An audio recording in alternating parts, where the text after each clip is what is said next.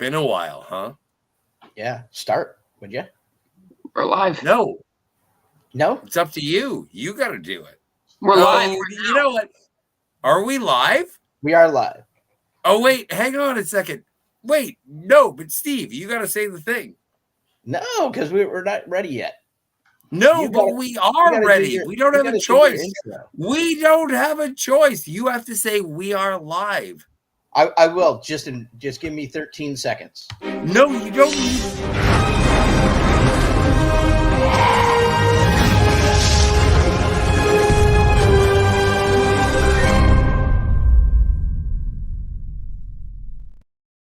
And we are live. Oh no, I lost my. See, that didn't word. work out the way we were hoping. The Phantasmagorium is proud to present the Phantasmagorium Show. Today, Satan's spaceship. Pretty much. Isn't it? I am Scotty R37. Kat is here, and Steve will liberate tutame. We are here to talk about Event Horizon, one of the most terrifying horror sci-fi films of all time. For myself, I saw it in theaters. In 1997 when it was released. I'm not Irish. And it was absolutely terrifying. And I am so delighted to share this conversation with Kat. Kat, you are one of my co-hosts. Do you Correct. enjoy that? When you're not plastered. Well, tonight is going to be different. And Stephen Foley, you are a man. You are a man who wrote a book. I did. And this is Droplets of the Soul. I have it. It is in paper. It is signed by you. It is. This is for every individual who has ever said that they don't like the story that was written. Steve, you are a man who wrote a story. I did. I wrote a story. I have not read it. I didn't expect you to, but at least you know I can't read. Right. And my name is Scotty R37. I am the worst of the bunch. We are here to talk about Event Horizon. Kat, I know you are a big fan of the physical media. This is a Blu-ray. It has a slipcover. It is not a steelbook. However, I would like to say in my favor, there is no disc in this case. Huh? Now, Kat, can you guess why there is no disc in this case? Because it's in the player? Fucking right. We just got demonetized. Anyway, I love this movie so much. What do we have to start about it aside from my bizarre ramblings? Well, you and I both saw it in a theater. I don't think Kat had the privilege of seeing this one in the theater. Too young. I saw this when I was 9 years old on home video rental. I liked it. I liked the concepts, and it was really cool. I thought it could have been a lot better, though. Me too. Me too. Wait a second. You saw this at the age of 9? Right. Yeah. Jeez. I was pretty early. It's pretty young to see. It explains a lot about you. Does it? This is, and I don't mean that in a bad way. I've been trying to show R-rated movies to my 4-year-old nieces since forever. But it's like it's an old movie, R-rated movie. It shows difficult messages and hard answers to young people. I love the concept. I thought the concept was very rich. Yeah. I thought, let's introduce everyone to hell. Yeah, I mean, just the idea of, not only, folding space and going into another dimension and then encountering hell, I thought was awesome. I just, because it was a short, I think the movie's under an hour 40. It felt like they just didn't tell the story I really wanted them to tell, but they did achieve basically what I think this movie is 2001 meets Hellraiser, right? Yeah, something in between there. It's basically Hellraiser in space, which is cool. Yes, it was really cool. You even get some visuals, some visual cues from like a Hellraiser in this movie. Wait a second. Did you want more like violent kills? No, I actually I would have liked him to explore the idea of the hell dimension more and explain that more and go a little bit more nerdy into it. I get what it is, and it's fine for what it is. I wanted more. I wanted a little more out of the dialogue. Only I was telling Kat right before air here that my favorite character in this movie is Cooper. I love Cooper in this. He's got the best lines, and he's the most real. It's like shit.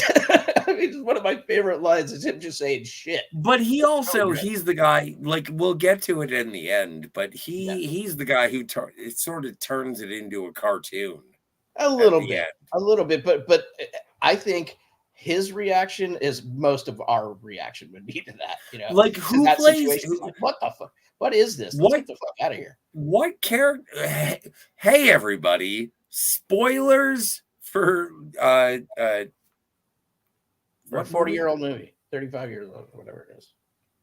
No, but spoilers for Event Horizon. We're going all over the place. This is a weird conversation, and it's going to be a conversation. We're not going to go scene by scene. Are we? No, we didn't plan on that. We might. But it's interesting. Like, is Kip Purdue in this movie? Who plays the kid who blows up outside of the ship? Like, gets all exposed. I don't have the cast list in front of me. I should have pulled that up, but I can check it out. I think Kat's got it. Jack Noseworthy. What else was he in? Because he was sort of an up-and-comer to a degree. I enjoyed his performance in this, and I especially enjoyed it with the older lady who was... He was in Breakdown, Idle Hands, U571, Undercover Brother. Oh, nice. I love Undercover Brother. Brady Bunch movie, Mojave movie, and then a bunch of nothingness after that. I was in the Hobbit movie. Why did you mention that? Well, no, I'm just curious about the actor who played it, because when he gets expelled from the Event Horizon. Right, but why does he bring up the Hobbit movie? I didn't mention anything about that. I don't know. I always use the Hobbit movie as a derogative. I know, because you're not a fantasy guy. But this is a fantasy. This is like a haunted ghost. This is a spaceship that goes to hell. It does. And back again. It's fantasy. This is a fantasy film. Yeah. It's a horror fantasy. Sci-fi horror and fantasy. I love it. I love it. I like it too. I think I like it. I appreciated this viewing a lot more than the first time I saw the movie. First time I saw the movie, I thought, yeah, okay, that's cool. Saw it in the theater, and I think I watched it maybe two other times right after not right after that, but in the preceding years on DVD, probably twice, and then haven't revisited the movie in decades. But I appreciated this viewing today. I thought, I was like, okay, I like it for what it is. Could definitely be better. Some of the dialogue is pretty weak. There's a couple scenes where the acting is just wow. Who's bad? Who's bad? There's a scene, and it's just one scene. She's a great actress, but there's a scene where she's drinking. She gets the cold coffee, and she's looking, at the it's the brunette and the blonde. They're both, I can't remember the names, but they're both standing at the console. She's going through, I think, a video or something, and she's drinking the cold coffee. And when she gets surprised and drops the cup, it's horrible. I can't. In fact, I can't believe somebody was behind the camera and said, "Okay, yeah, let me cut, print, let's go." Like it's that bad. But that's really the only part. Well, Kat, I have a question. If you'll allow me. Go. So when you are, let's say you're a director and you're looking for naturalism, and you take, let's say, 12 takes, and you're like, I wish it looked natural, but you can't. You're not natural. At what point do you stop looking for naturalism from your actors when you realize that they cannot be natural? I would have sussed that out during the audition phase. I wouldn't wait until being on set to find out that they can't do it. I'm astonished how so many big projects do that. I don't think that's fair. I do. It's perfectly fair. I mean, we've seen recently how so many movies or series or whatever where the owners or whoever aren't even on the producers aren't even on the same page as the directors, and you got fire them and replace them all this stuff. Like, how does that happen? It's like, this is what you got. What pre-production is for. You and that, like when they'd have actors, when they find somebody they like, they're not going to cast them unless they think they work well with the other actors, that there's natural chemistry there. If there isn't, no matter how good they may be individually at that particular character, it's like, well, doing the math, it's a numbers game. The other three are really good and have great chemistry. This person's really good but doesn't have chemistry with them, so we got to find somebody else. This is the stuff you do to suss out, to make sure that you got a good crew. And this movie, yes, they have a collection of good actors in it, but the script and the dialogue isn't necessarily, up to snuff. It's kind of, dialogue is very much like a sci-fi, early sci-fi channel horror movie type thing, back when the Sci-Fi Channel was good. What are you talking about? Well, because this movie isn't very good. I mean, it's good. It's a cult film. I love the design and the concept, like Steve. It just needed somebody better than Paul W.S. Anderson to make it. Because the whole thing is, I mean, the concept's really cool, but, the first hour of it is basically, oh, we got to go find this lost ship. Here it is. We start exploring. They start hallucinating. Characters are very one-dimensional. We know nothing about them. We get little hints of what their traumas are, but there's no real character depth there, so I don't really connect with any of the characters. It's kind of like a spooky dark house type ride. But their visions of hell was just like cheap Hellraiser gore torture porn crap. It's like it wasn't creative. It's like if you went what to are you talking about? No, stop. If the idea of this movie is that it went to another portal that is hell, why is the only thing we're seeing in the craziness are just the people on the ship being mutilated, instead of, why aren't we going to hell? Why aren't we seeing what's there? Why aren't we seeing what exactly, what kind of entity is possessing the ship and why? Like, we don't really. I disagree with your interpretation of this movie. Like, I can't even be playful right now, Kat. Well, that is the movie, though. That's objectively what the movie is. They go to space. They go out to find a ship. They get there. They hallucinate. They have these very gory type. They do not hallucinate. Well, hallucinating that the ship shows what's there, even though it's not actually there, because the other people don't see those visions. No, because the other people don't see each other's visions. Like the lady who sees her kid running around, nobody else sees the kid but her, and nobody else sees. That's what hell was for her. Right, but that's my point. Nobody else sees each other's hell, so it's still an effective hallucination. It's not actually there. Otherwise, everybody would be able to see it. You have no sense of empathy? No, I do. I'm saying the characters, like I said, are still a bit one dimensional because it's like we show up almost immediately. We know nothing about them. Almost immediately they start seeing these things, and we get a little. Yes, it's true, Scott. There's nothing to these characters. Yeah, well, what is I disagree. They're not. You don't know any of the backstories except for the doctor. Because he's obviously the main protagonist in the film, but. I mean, the only thing I see. So you get his little backstory, but we know nothing about any of the others. I mean, you get a little exposition about, he's the pilot, and he's, this guy's he's the hard ass, and I mean, but it's so. Yeah, they're archetypes, but they're not really characters.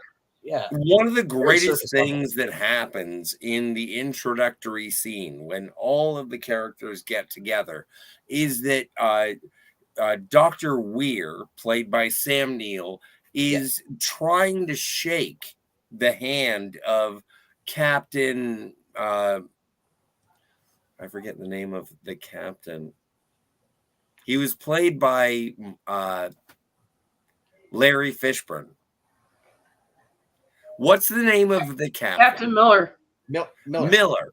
So Dr. Weir is trying to shake hands with Captain Miller, and Captain Miller will not. He won't do it.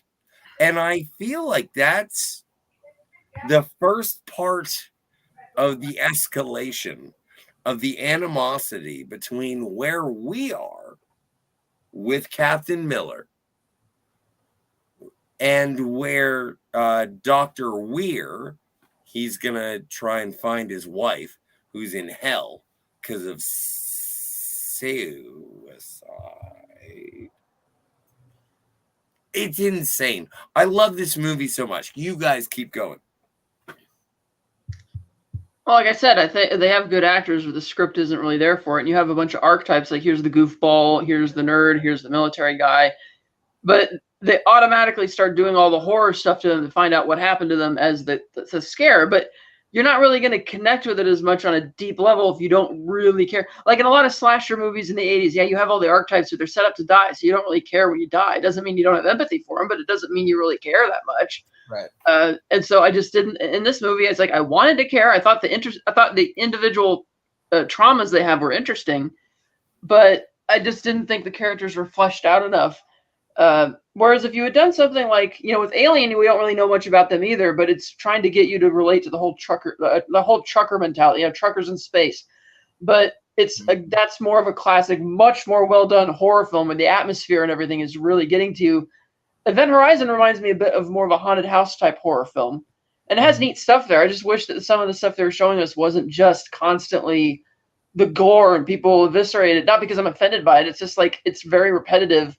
And like if the ship has gone to hell in another dimension, and I get that's existential, they're showing you weird things, but it's like Nightmare on Elm Street, you actually got to go into people's nightmares, and it was very vivid, right? And it was very different from each character. This is like you hear like when he's talking, the guy's talking about the guilt that he has for being the lone survivor of his troop. It's like that's a lot of guilt, and you hear the echoes of the people calling for help or whatever when he had to leave them behind, but that's kind of all there is to it. You don't get more of that. Like you don't have that very vivid piece like you do say Nightmare on Elm Street. And if this ship has gone to hell, let's see some of that hell.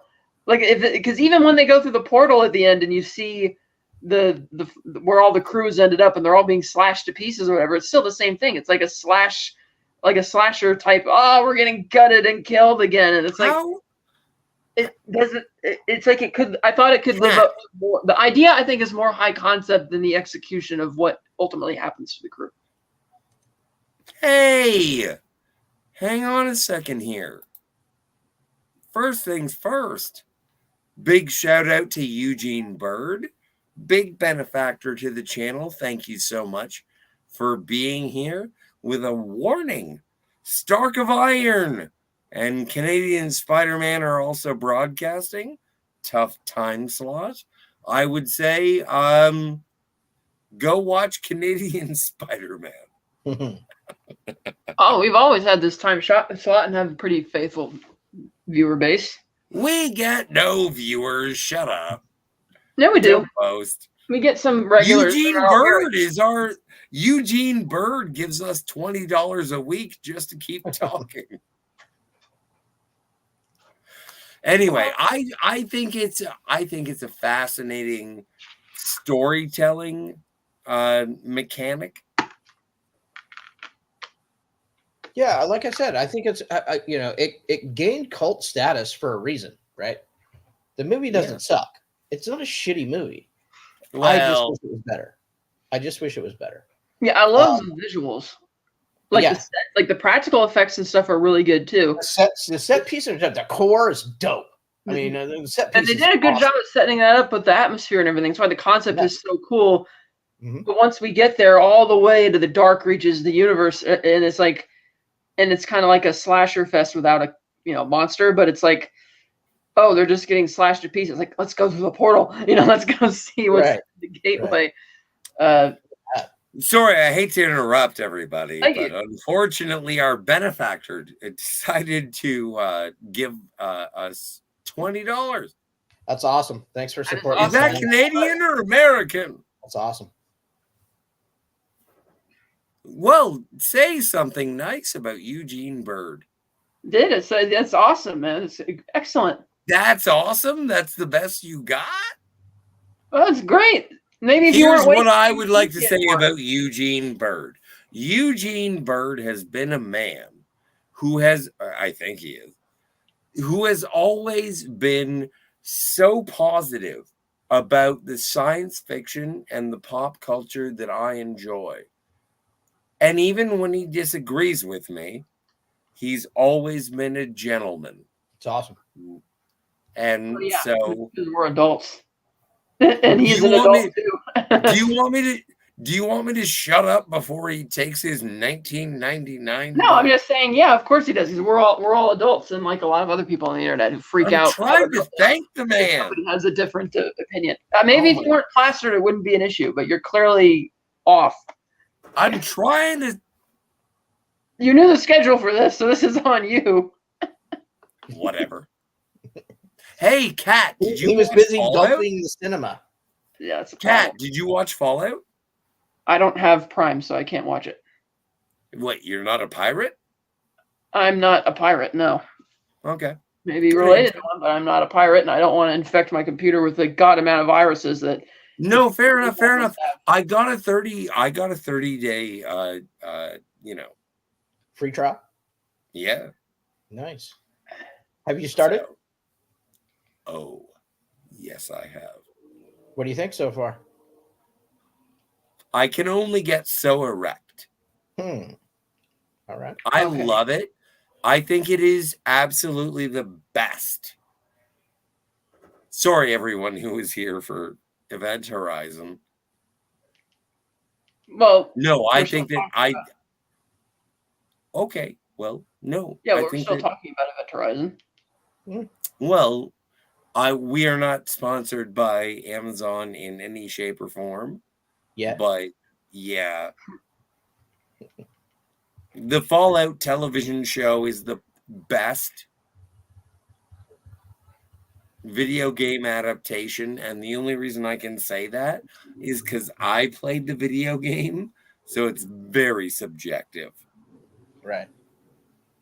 But yeah, I'm hearing a lot of mixed reviews. I love it so much. Oh, that's awesome. It is making me very, very happy. If that makes me a vault dweller, I suppose probably does. It probably does. That's okay. All right, back to Event Horizon. Back to the Hell spaceship. I think one thing is to focus on also is there's a lot of great actors in the movie. Yes. You have Julie Richardson, Kathleen Quinlan, Lawrence Fishburne, Sam Neill, Jason Isaacs, Sean Pertwee, Richard T. Jones. So yeah, it's got a stacked cast. Yeah. Yes. Which I was surprised for this kind of movie. I wouldn't think that you would get, I mean, no, I guess not all of them were big names at the time, but some of them have been around Pretty for a while. much though. They were all right there. Yeah. And all coming up. I think, but this is the kind of movie you could tell obviously would look great on paper. So if you got this script, I think you'd be like, oh yeah, I'm in, right? Because it seems like a cool idea for a movie. So I wouldn't be surprised if a lot of them, a lot of these actors took the job. One, because they needed the job. Two, because the script would probably read well. Think of the era. When did this come out? Like 1998? 97. Like, oh my stars. Lawrence Fishburne was in Gangsters with Tim Roth. Mm-hmm. Like this was a toss-up of great talent at this time. Like Paul Anderson. This is when he was making his career, and listening to the audio commentary of this film, he's like, fuck the producers, fuck the studio. I hate all of this. And his producer is doing the audio commentary with him and saying like, but doesn't this look good? We paid for this. And he's like, fine. It looks fine. It's amazing.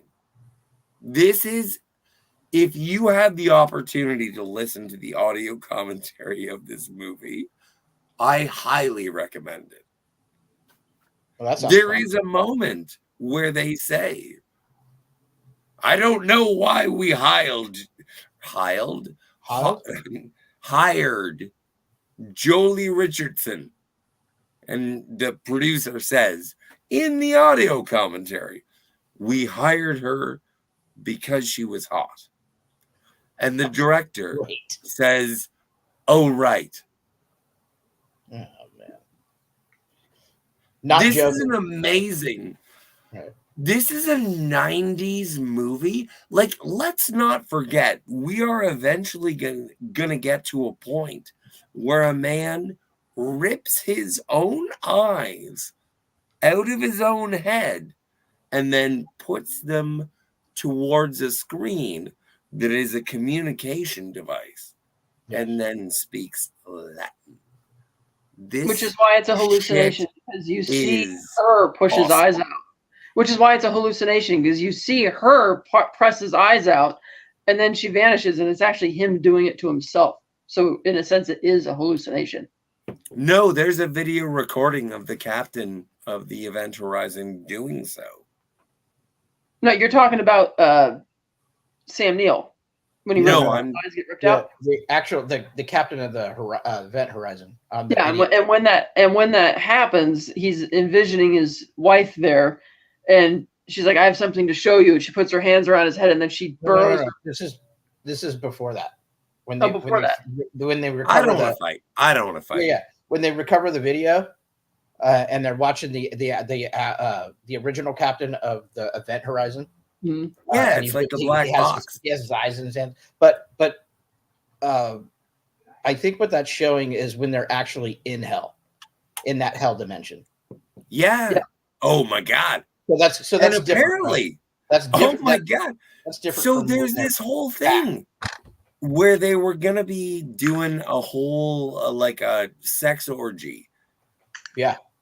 There was gonna be like gore and porn. Well, you see a little bit of in that video. Well, they shot it. They just didn't include it. There's some sexy time going on in there for sure. It's lost forever. Yeah. Yeah, they shot it. The producers decided to cut it because they wanted to get. That's a bummer. Know what? I think this movie would stand to do a remake. I think right now this would be a great movie to reboot. Yeah, get a better director, bigger budget, a lot of good stars. I think you can make a really great movie out of this. Have it fulfill the concept, better dialogue. But yeah, the design is really cool. The atmosphere is really cool. It's especially like when when Sam Neill's going through the microchip vents. Yeah, Like all the circuit boards is actually in the air vents, which is like really cool. that Like was it's cool. such a unique visual. And how they're all, envisioning whatever they're envisioning. And it's like it felt like the movie was building up to going through the portal and actually going there. And then it doesn't happen because they go for the more heroic ending. Well, sort of, because then you have the final, twist at the very end. But Yeah, I'd like to see a new version of this movie. Maybe yeah. make it a little longer, go a little more in depth. Maybe actually see the horizon or the combination of both ships go to the hell dimension, come back. Mhm. I don't know. No, I have no desire to see this remade. Well, I'm like Steve. I hadn't seen it in a long time, which is why I picked up that Steelbook because I remembered really liking it. But then, like, maybe I was remembering more like Mandela Effect. I was remembering the idea of it and thinking it was much better than, and then I saw it and it was like, oh yeah, maybe that's not what I thought or I thought it was different. But So you can see you it's think very it's much having an impact bad? on pop culture. Do you think it's bad? I mean, it's not. But it just feels like an above average, sci-fi movie that you would. I mean, the concept's very high concept and original, makes it great. But again, Sure. the dialogue and the execution to me makes it a little above average. Typical slasher So type. who do you, if you were to remake Event Horizon, who do you cast as Captain Miller? Well, why not bring Lawrence Fishburne back? He still looks great. He might want to do it. See, I was going to make fun of you and say maybe you're a racist and say Idris Elba. But the answer is maybe I'm a racist. We could totally bring back Lawrence Fishburne. Yeah. Yeah. There's a bunch of people that'd be great in that role. I want Jolie Richardson.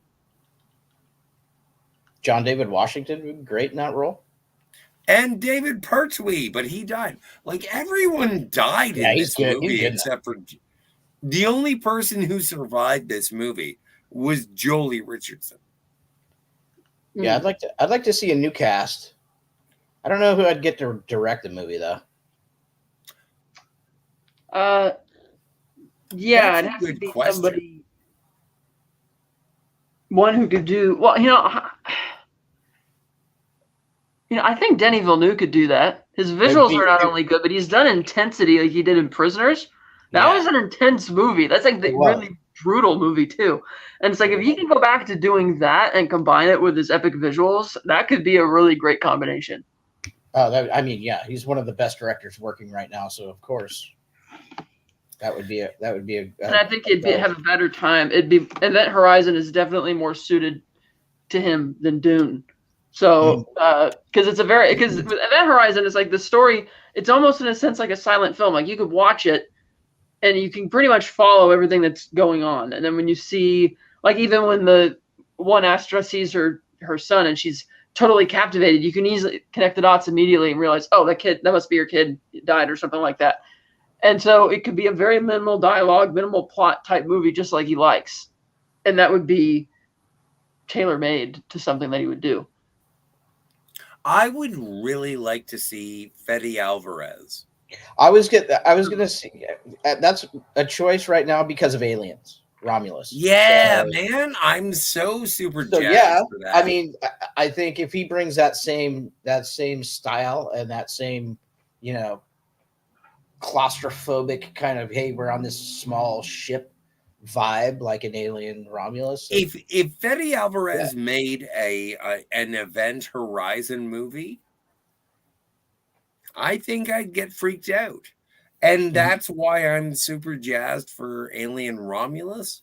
Yeah, it's great. Because I think he's gonna freak me out. Mm-hmm.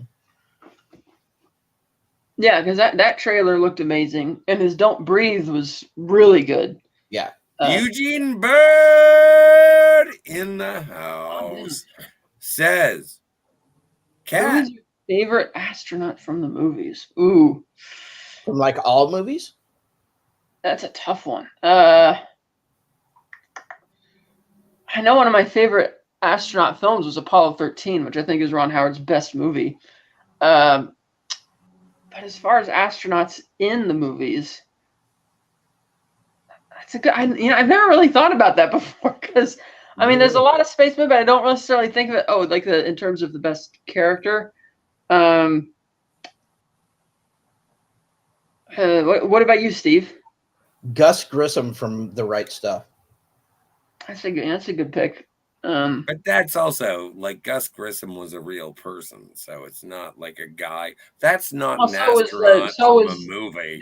So is Jim Lovell in Apollo 13. He's a real person, still alive, by the way. Yeah, but not an astronaut. He didn't say it had to be a fictional character. Yeah, I know. You know me and fictional characters. I did really like even though he doesn't get to go into space, the Gary Sinise character, astronaut from Ken Mattingly from Apollo 13. Really liked him. Oh, yeah. Is it because he didn't have any legs? No, that's a different movie. Oh, got no legs. He was a lieutenant. And that different movie. But he didn't go to space. He didn't go to space. Hanks was there. I get confused. No. Yeah, I probably go with Ken Mattingly. I really love that character. I mean, I know it's like a supporting role. I like that. Like I kind of wanted him to have a lot more screen time, but he's really. I get it. Sam Rockwell from Moon too. Oh yeah, that's a great one. Mm-hmm. Mm-hmm. That's a good idea. I should compile a list of all the astronaut-like films. So, The Right Stuff, Apollo 13, Moon, Ad Astra, Life, Event Horizon, 2001, The Martian, 2001, Solaris. That's another thing that people often compare Event Horizon to is Solaris. Solaris and In the Mouth of Madness kind of mixed together, you know? Yeah.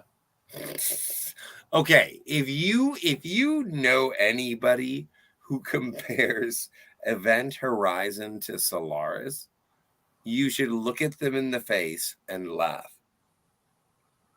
Well, no, because look at what Solaris is, and then you look at what Event Horizon. Yeah, they're different. I know what Solaris is. I've seen both of the Solari. The Solari? Yeah. If anyone, I love Event Horizon. I'm not saying anything negative. Be the antagonist in the next graphic but it's novel. like it's like comparing the Mona Lisa to Family Circus. I'm not saying they're the same movie. I'm saying it's obvious. It's like you took the Solaris. And you cannot compare these science fiction situations. Plenty of people have, Scott. It's been going on for decades. Yeah, Dum-Dums. Dum-Dums. I hate to be the fucking great gazoo. There's only one dum-dum here, comparing Solaris. And that's me. All right. I'm sorry. I'm yelling. Yeah, but you see that the skeleton of them have very similar plots. It's just that one is much more of an art film by Tarkovsky and a very good one. Yeah. And then this one is more of a, horror, sci-fi, a little slightly schockier a bit, but you get it. Well, and maybe that's why I'm getting so upset. Is because I'm looking at one and I'm being like, that's the good one. And then we're talking about Event Horizon. But you're right, because with Dr. Weir, it is a situation, but there's no malevolence. I don't feel the malevolence in Solaris. Yeah, but you know what? That's why I said it's different genres, but it's the same kind of idea. You found a ship which has been out of contact for a long time. The crew has been not heard from, and what's going on with them? They're all kind of bizarre, like what's going on. And then the thing about also the original crew of the Event Horizon is we see from the tapes what happened, but all the other evidence, like the physical proof of it, is gone. Like, did they get sucked back into the portal or taken back into hell? Like, what exactly happened? We're not very sure. Or why did the ship send, the kid back? Like, he gets sucked in, and then he comes back, and he's talking about these horrible places that he's been. And it's like, ooh, that's kind of interesting. Yeah. Whereas Sam Neill, it doesn't suck him in. He just has to pilot the ship. And that's another interesting thing that the movie never really addresses is before Sam Neill gets completely possessed. Like you see that he has a very genuine reaction when he's inside the vents. Like when he sees, like he's clearly frightened of it. Obviously, he was lying when he tried to say, "Oh, Cooper, you didn't really see what you thought you saw." It's like, no, he knows a lot more of what's going on here. But that begs the question: what his motives are. It's like, what is it like before he gets possessed and tries to open the portal? Like, what was it that he was trying to do? Because he clearly knows more about what happened to the crew than he's letting on at the beginning of the movie, and they never really. That. Well, he kind of does because, like, even Miller gets in his face eventually. He says, "All you're doing is feeding me bullshit. I want the truth," and he doesn't really want to give him the truth. Going like, "Whoa," acting all sheepish, and you get that he obviously has a. He eventually reveals that he does have an idea of where the ship went, but it's like, well, if you know that and everything, then why do you want to go back here at all and get it? It's like, what were you after? And they never really answer that because he ends up getting possessed, and then madness ensues. But I thought that was an interesting conceit at the beginning of the film, like that level of mystery. Like you could tell he knew more about it, but he was trying to hide something. And I thought maybe he wants to reconnect with his dead wife and but no, that didn't seem to be it either. But it was something that was kind of up in the air. Do you think that he's actually trying to like go and reconnect with his? No. I mean, at the beginning of the movie, when you start seeing what bit by bit, at the beginning of the movie, is that his mission? No, but I'm saying like you could tell he clearly wants something out of this. He obviously knows the ship went to hell. He knew that from the beginning of the movie. He lies to the crew. Drawing him to the event horizon. No, but I mean, like when he gets there, though, he's still like a magnet to him. Well, that's what I'm wondering, because when he gets there, he's still more or less normal. No. Yeah. He's withholding information, but he's not like possessed yet. Whereas when he actually does get possessed, he obviously changes a lot in terms of how he talks and all that kind of stuff. The opening scene, the opening shot of the movie is him being possessed. The entire movie is about Dr. Weir. It is. Right. And then, but also at the beginning of the movie. So when you say, is he being drawn to what the event horizon? The answer is yes. Science fucking fact. And then when it's like, is he trying to get to hell? Yes. Science fucking fact. Why? Because at the beginning of the movie, his wife killed her. I don't know. I didn't want to assume genders. They did the suicides, and that commits you to hell. And so Dr. Weir is on a quest to fetch his wife from hell. This is all very apparent. That's very inferred because as a scientist and a doctor, I think it's very fucking apparent. Right, but I'm saying is that once he still starts having the visions and everything, even he seems kind of confused by it. But it's like he already knows what happened. So it's like, but he keeps seeming, even when he's by himself. You know what? I'm going to go have a cigarette while you talk about all the things that I just said. Scotty's plastered. He's not very fun when he's plastered. But again, he clearly knows. He knows everything that happened to the ship beforehand. He's going there, but then he still acts kind of surprised when he sees the things that he sees, which almost implies like maybe he forgot or something, like amnesia. So it's kind of interesting in that way. Yeah, I agree. I felt the same way. I was like, there's something, yeah. Yeah. It certainly felt like he knew. I'm sorry, I left for a second, but I forgot my phone, so I'll be back in another second. Hey, Steve. Can I go have a smoke break? Yes, you can. Thanks, man. Cat? Go. That is... Is this because you were getting plastered on the previous show? No, I'm getting plastered on this show.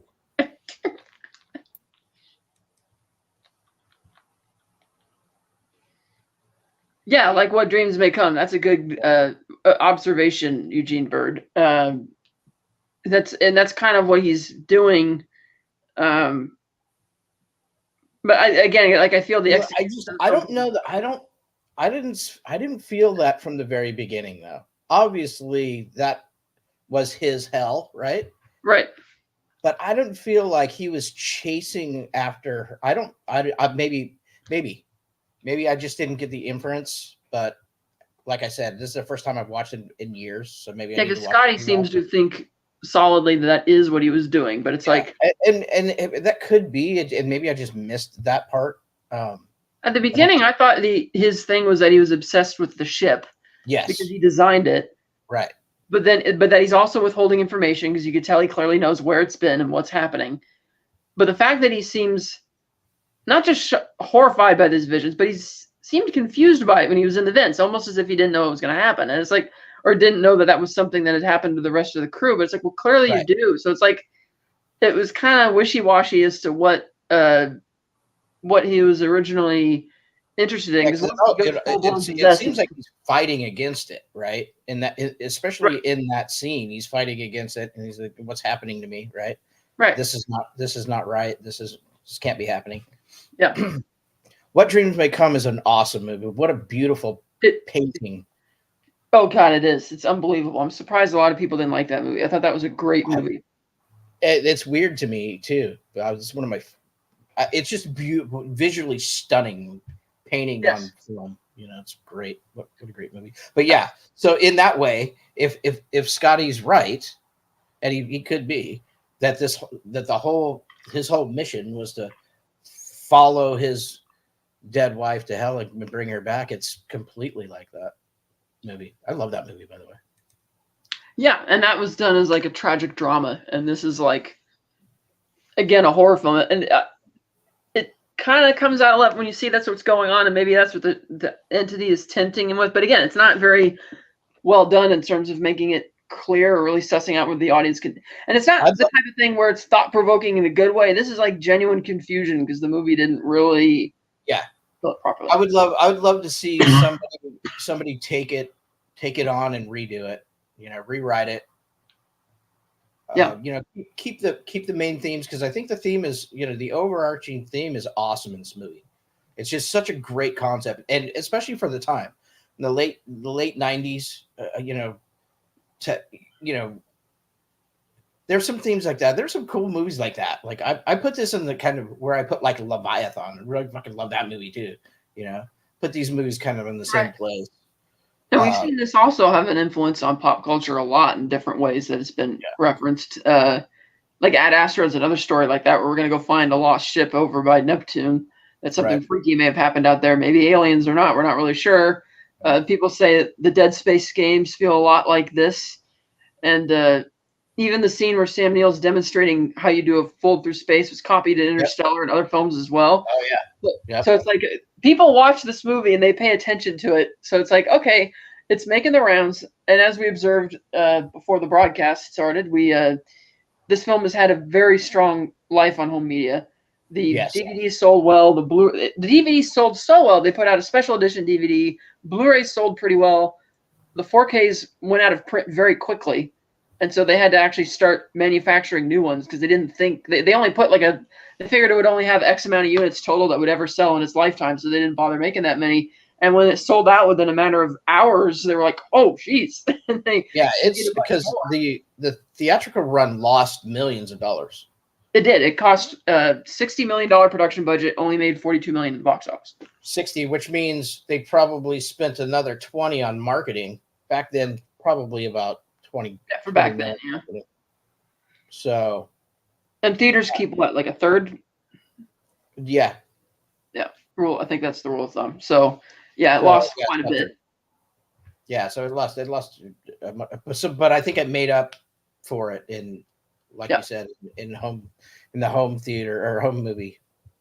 And that might be why they didn't store the extra footage properly, which is ridiculous. That's like, okay, you made the cuts. I get why the studio made the cuts, because they want the R rating to make it more commercially viable.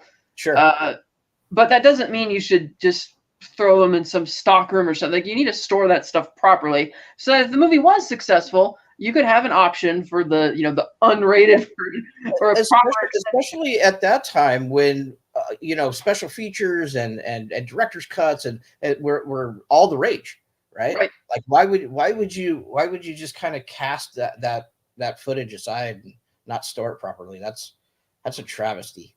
Yes, and Paul W.S. Anderson was asked about it in 2011, and he's like, well, the producer, Lloyd Levin, said he found a VHS tape of the original rough cut, which has all the footage, and I haven't seen it yet because he moved to Spain and he's hard to get a hold of, and he reiterated that in 2017, and it's like, well, the fact that you haven't tracked him down in Spain or bothered to get it either suggests that you're not interested, or maybe that's more of an apocryphal type story, and maybe maybe he didn't believe him when he said that he has the rough cut on VHS. But interesting that he's got a VHS cut of the extended version, though. I mean, who's this?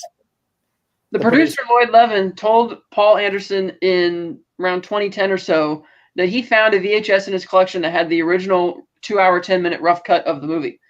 And Paul's like, great, let's see it. But then Lloyd moved to Spain, and Paul had other projects, and it got delayed. He was asked about it again at a con in 2017, and Paul's like, yeah, the guy's in Spain. He says he still has it. I'd love to see it someday. But here we are in 2024, and nothing has been heard about it. So either Paul doesn't really believe in the viability of the claim, or he just doesn't care. Because it's like, dude, if you know this is a cult film that is sold as well as it has, why not track him down? What's the harm? If he's not charging money for it, then go check it out. See if it's good. No, I have hope for the original cut, but I do not think that the original cut exists. I don't think that exists. It I doesn't. think that it is lost. Yeah. Well, that's what I was saying. It's like I said, he probably doesn't believe the claim. Otherwise, he would have gone to Spain and found the guy and checked it out. But so we're in agreement. Yeah, that's what Steve and I talked about when we were gone. How it's a shame that the studio didn't save the other footage that they smoking. Well, that's your fault. So that's what we were talking about. Especially like in the age of director's cuts and special features, they didn't save any of that, which is crazy. Yeah, it's crazy. But yeah, and we also talked about its effect on pop culture and other movies that this have clearly referenced. A lot of movies have referenced Event Horizon, games have referenced it, TV shows. Oh my God. Like some of the most frightening things that I've seen on cinema are in this film. Really? Like oh my God, the blades in the core, like a man being frozen to death. Like look at what's his name? Peter Quill. And it's like, oh no, you can go out into space and it's all fine. It's cute. But then you look at what's his name? The kid? Yeah. And he gets all frozen, and it's like baby bear. That's terrifying. It is terrifying when you see this shit. Like space is frightening. Space is incredible. Like, and also when you mess with science, maybe you will end up in hell. Like God may fuck with you if you mess up shit. And this is an example. I like that line. I like the line. You know, they actually discuss that in the film. Like they bring that up. I like that. You know, where he says, you know, you messed with science, and what did you think was going to happen? You know, I also agree with the idea that space is terrifying, but I didn't feel the sense of isolation or distance that I wanted to.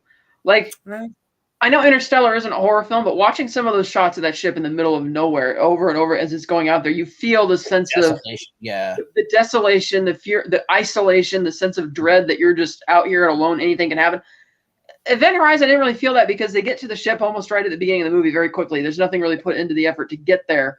And then it's like there's the regular ship, and then there's the Event Horizon, and we're here at Neptune. And okay, that's why I'm in favor of a remake. Because I think if you gave this a little time to breathe, I think it could be written better. I think it could be. I think you can expand upon the story and make it. Who plays Dr. Weir in the new one? Yeah, Liam Neeson. I'm gonna make fun of it because I think I was going to say John Hamm. I should have said John Hamm. No, All right. I would pick John Hamm for if Lawrence Fishburne didn't want to reprise Captain Miller, then you cast John Hamm as Captain Miller. Right. Race swapping. Yes. Well, then we'll do a reverse swap. We'll have Miller be John Hamm, and then we'll cast maybe Denzel Washington for Captain Weir. No. Oh my God. Anthony Mackie plays Dr. Weir. Yeah, I could picture Anthony Mackie for the Or Cooper. Miller. Yeah. Or Cooper. Anthony Yeah, Cooper. Mackie's Yeah. totally. No. Cooper. Fucking John Hamm is Miller. Come on. No, I said Anthony Mackie can be Cooper, the Richard T. Jones character from the movie. No. My favorite character. But that has to be. Oh my God. Who's Barney from How I Met Your Mother? Neil Patrick Harris? That's who it has to be. Yes. Cooper? No. Yes. Cooper? Do you know who Cooper is? You know who we're talking about? Then no. He's the no. Yes. No. Yes. I wouldn't cast him in this movie. Madison, no. Yeah, hard no on that. Obviously, I am no longer a producer on this film, this remake. But like, okay. So fuck off with our dream cast. You're just not a casting director on this film. You're gonna be still the producer because you're gonna be the first in line to cast John Hamm as Captain Miller. Yeah. I'm gonna be the first one to go bankrupt. So we keep going, and it's intense. The amount of like the people who, how they die, how they are, and personally die to all of our characters. It's terrifying. Like this is. I don't think this is a movie to be taken lightly. Well, I don't think that. Sorry. We can both talk, or we can. Yeah. Well, no, it's after you. No, please finish your thought. He did finish his thought. What's your thought? Okay. I don't think they delved deep enough into that. I mean, they were flashes. They were little flashbacks. I don't think we got enough character backstory and building in this movie. I would have liked to have more. I would have liked to have been connected more to these characters. I mean, I like Cooper's my favorite just because I like his lines, But other than that, I don't really care about what happens to hardly any of these people. You're not invested in them enough. Then why would you want a prequel? I don't want a prequel.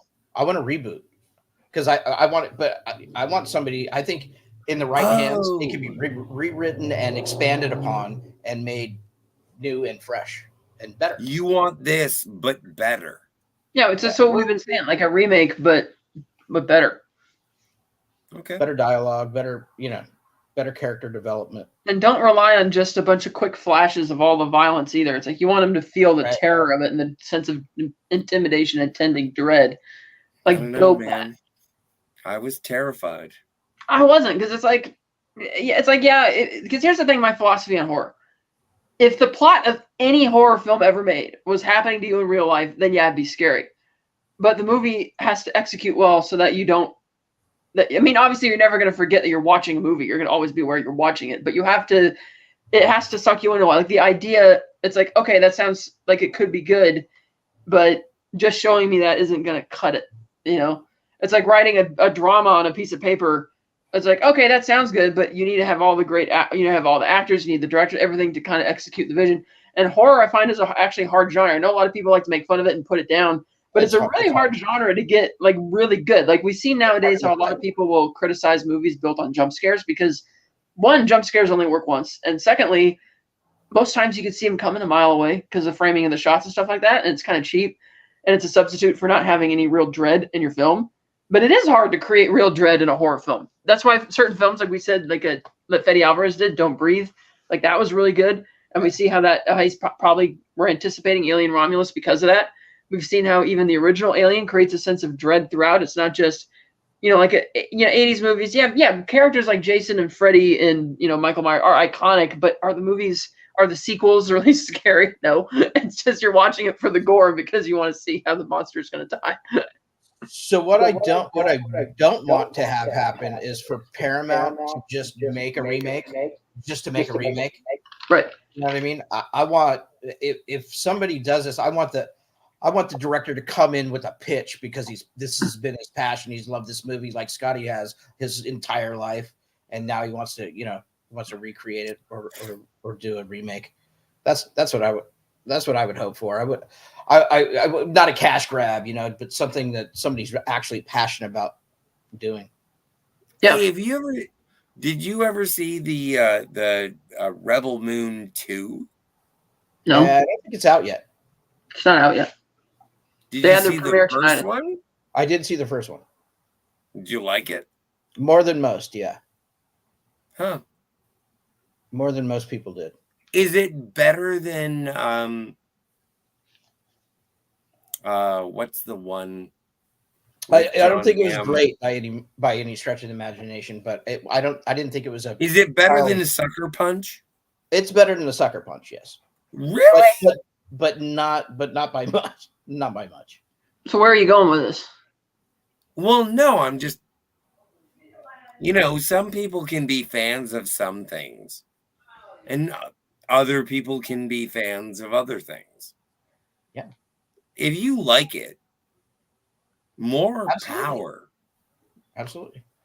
I love you. Like, I just heard that there's going to be a second season of that fucking Velma show. That cartoon Velma Scooby-Doo that doesn't have Scooby-Doo. And I was like, how can you make a Scooby-Doo show without Scooby-Doo? Well, I think that's the same thing, that the dilemma they have with Venom. How do you make a Venom movie without Spider-Man? It was the curiosity people had as to how you do that. How do you make a Joker movie without Batman? Well, they did, but to mixed results. But they're making another one. Right, but I'm saying it's the same thing. Both of those movies made $1 billion too. Right, but I mean mixed results in terms of critically and stuff like that. I But made $1 billion. But I mean, like, that's only because your mom was a billionaire. The reason they're doing a second season of Velma is because they're not paying attention to the fact that the reason the first season got such high reviews is because of all the hate watching. And because people were just so curious. It couldn't really, because other people heard how bad it was, like, it can't be that bad, can it? And then they watched it. And so the ratings were going up like this. And it's like, well, now that people know what it is, like, 70% of your audience isn't going to come back for season 2. Right. It's like, so it's. I'm just saying, if you're a fan of Velma, just punch into your I don't know, what do you call it? The thing. Watch all the other Scooby-Doo content. You Google your search engine. Just go into your search engine and punch in Velma, and then Rule 34. You're gonna have a blast. Very interesting. I have zero interest in watching Velma. Yeah, but you want to see the Velma 34. Probably. Yeah. I don't know why we went left when we should have went right there, but okay. What? I want to see Velma. Right, but I don't know why you brought it up. I thought you were going to tie that back into Event Horizon. You're the one who brought up Velma. No, you brought it up, and then I finished. When you asked why is it getting a second season, and I told you this is why it's getting a second season. But what does that still have to do with? I thought you were going to tie it back into Event Horizon somehow. Welcome to the Phantasmagorium, ladies and gentlemen. Don't forget to like and subscribe. Tonight we are discussing. What are we talking about? See, exactly. You're just plastered. That's why you don't keep going off topic. You don't remember. No, but it's a fun. You said it was going to be an open topic. No, I said it was going to be an open open discussion about the movie. Should we just do the closing? We can. If you want to, since you're clearly not that interested in talking anymore about the movie. No, I'm. Maybe I should take a break. You guys talk about the movie. I'll come in and try and be less disruptive. How does that sound? Sure. I want to help. Anyways, I don't know. I do love you guys. Like, Well, we've look at been that. friends for a long time. Long time. Yep. The So, Phantom Organist warned me about this. That's fun. I mean, there's not a lot to talk about really, about this movie other than what we've covered. It's a short movie. It's not, it's not like it's a 3-hour epic. Yeah. It's only an hour and a half. Yeah, it's like an hour and 35 minutes or something like that. Yeah. It's pretty quick. So it's a good movie. Good movie. I think, like I said, I appreciated it more, I think, on this viewing than I did in the original. When I saw it in the theater, first time I seen it. Yeah. Like I said terrified earlier, I me like in it the for what it theater. is, but I think it's rife for a reboot. Like to see somebody tackle it. Cat. Yeah, okay. But like when I maybe I've said it before and I'll say it again, but when that guy rips his own eyes out and points them at a camera and says in Latin, "Save yourself." That is one of the most, when I think of hell, that is what I think of. Like, this is a terrifying movie to me. I love it, but it is scary as fuck. It seemed like Hellraiser, like this was a Hellraiser script. Like, let's do Hellraiser in space. And they said no. And then Paramount got it and said, okay, we'll just change this, and this, and we'll call it Event Horizon. There we go. I would if Paramount actually if Paramount owned the Hellraiser franchise or had access to it, that would be an awesome crossover. Maybe Disney should buy Hellraiser. Maybe Disney should buy both. No, Make Pinhead a lady and make her gay. already done. Actually done well too. That Hulu reboot was really good, in my opinion. Yeah, I would like to see. But I haven't seen it. I don't want to, forget the crossover. I'd love to see somebody with that has like passion for Leprechaun? this movie to do it. The demonic toys? Demonic toys. Mm-hmm. Yeah, they're rad. Also, once again, sorry if you haven't watched the television show Fallout. Please do. It's on my list for this weekend. I'll be checking it out. I never played the game, so I'll probably love it because I have no baggage. Well, and I'm curious about that because I did play the game and I'm getting a lot of pleasure out of it because I played the game. And so I don't know how people who didn't play the game are going to feel about it. So I'm curious about that. Thank you. We'll talk about it after I Yeah. after I Yeah. Yeah. No. Yeah, Shay. I don't know what this means. I don't know what that is. Your lesser mage. So anyway, do you guys want to rate Event Horizon? Yeah, let's do it. What are we Cat.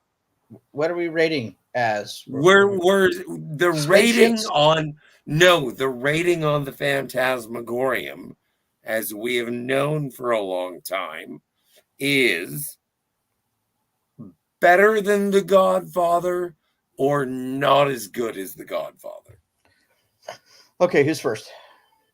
I am going to say that Event Horizon is better than The Godfather. Sacrilege. No, fuck you, pussy. That's communist talk.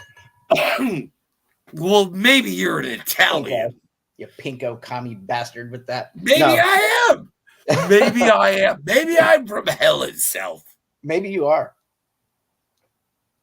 Maybe you'll rip your eyes out. Cat? Show them to the camera. Out of 10. Better than The Godfather? No. Or worse? No. Like a 4 out of 10. or 5 out of 10. Around there. It's like half of it's really great, like the atmosphere, the set design, and the visuals, or most of the visuals, and the cast was there. Just the script isn't there, the dialogue's not there, the concept isn't fleshed out enough, or isn't executed as well as it could be and should be. I agree. For me, not as good as The Godfather, not even close. And I'd probably give it, out of 10, I'd probably give it 6. Yeah, it's a solid 6 for me. Okay. But the thing is that I've seen The Godfather twice. And I've seen Event Horizon 4 times, which means that Event Horizon is twice as good. That's an interesting way to measure, but yeah. I think the math. So I've seen the Godfather probably close to 50 times. Oh my God! What? Why? I love the movie. I love all those. Well, movies. you should walk outside. And I've only seen Event Horizon, I think, 4 times. I think this was my too. 4th time, maybe 3. I'm getting old. My memory's faulty. Oh man, remember when Sam Neill was all like naked and cut and on fire and fucking doing like crazy hell magic in the middle of a what would only be considered as a warp core. The core. That's the best part of the movie. Wasn't that one of the most terrifyingly awesome that you've ever seen in a movie theater? Not ever seen in a movie, but it was cool. Well, no, but you said you saw it in a theater. Oh yeah. When I saw that for part of the reason that this movie made an impression upon me is because I saw it in a theater. And I was like, oh yeah. My God. Sure. No, I get that. Totally. Anyway, we're still live. When do we go live? Are you ready? We can start the show anytime you want. Okay. Now that we've figured out, do you want to play the opening? Do you want to play the opening? Yeah, you got the opening ready, because now that we've figured out how we kind of want to, what we want to talk about, and how we want to lay the show out, we can go. I love the pre-show. Yeah, right.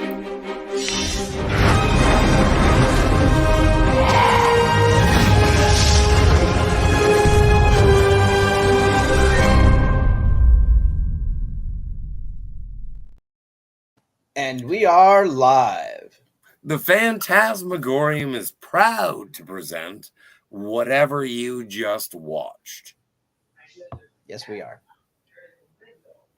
And we're still live. Yes. Yeah, I was going to shut it off, but I didn't know if that was proper. Again. I think you want me to shut it off? I'll shut it off. Hang on a second. Why don't we say goodbye to everybody first before you just... Well, because we have to say... No. Okay. Cat. We can thank the chat for being here. There's like 12 chats. Well, yeah, whoever they're from. Phantom. Well, and we do appreciate all 12 of them. Eugene Bird. DJ Play Nights. Oh my stars! How can I be so rude? Kirk 130. This people pay. Moon is awesome. I'd love to review that with this crew anytime they want. I would like to say that put that on the list for sure. PGB says he doesn't like it when people don't talk to him. Sorry. The Phantasmagorium so says we're almost ready. And the Phantom Orgasm says, I think Scott is in the bathroom. I flushed myself, much like a Ewan McGregor. I flushed DJ Play myself. Night says, Want you to flush me? "Wee." Anyway, Hello. that's it. Right. Awesome. My Kickstarter campaign for Satan's Cul-de-sac, my new graphic novel, starts Sunday. Go to Kickstarter or go to industrycomics.com. Check it out. Yep. Pick up Droplets for the Soul at all bookstores. And in fact, I think the audio version will be done. I think Hetty's about halfway through doing her edit. The recording's done. She's just cleaning it up and editing. Should be done by the middle of next week and available on Audible and Apple probably the end of next week. If not sooner, which would be awesome. The Audible version of my book, my little pamphlet book, actually outsold the physical copies by like 4 times. So Nice. Yeah, it was awesome. So we'll see how that does for Droplets. Exciting stuff. And as always, are we done? I think we're done. Okay, so as always, I would say subscribe to Cinema Gulp whenever you have the opportunity. Anti-derivative Jill for sure. Mm-hmm. Who else? That's it. That's all she wrote. We Bye, need to everybody. get we need to get more friends. Thanks for playing. We'll see you guys all next time. Cheers. Cheers.